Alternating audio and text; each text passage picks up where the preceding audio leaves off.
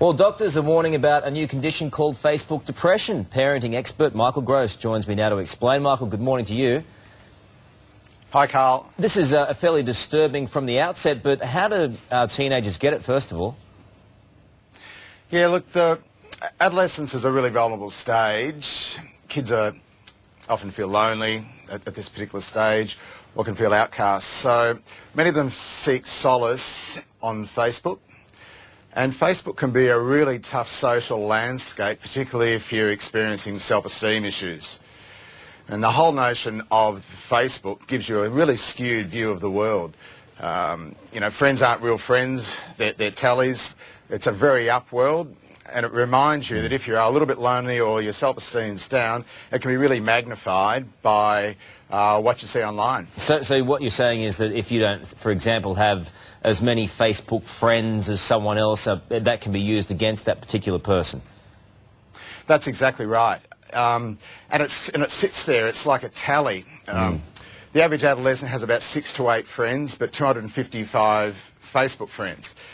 And it sits there as a tally online, and all your friends can come along and you can measure yourself and they measure you against each other as well. So you can feel lonely at school sitting amongst others, but it's not so noticeable, but it's very noticeable in an online context. So how do you get through then to the teenagers who might be more at risk here of getting depression? How do you get through to them and try and convince them that they need to keep some level of perspective here when it is so popular for them all to be part of it?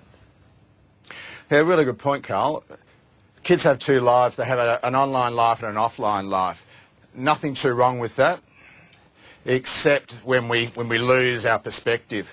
It's really important as a parent to make sure that you can distract your kids, keep them away, talk to them about it, look out for the signs of being depressed, which are being sullen, moody, withdrawn. But don't let your young person drop out of the family, which often happens. So it's often kids are at risk, kids are very vulnerable. So parents need to be really aware of that and be on the lookout for that.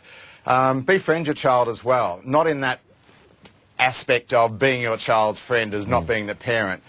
But often kids feel very lonely, to have no one to talk to, and what a lot of kids tell us is that their parents aren't that interested in their online life. So you need to take an interest in their online life and try and distract them away from that. This is very difficult to control, but what are your thoughts on not allowing your child to have access to Facebook before, say, for example, the age of 13?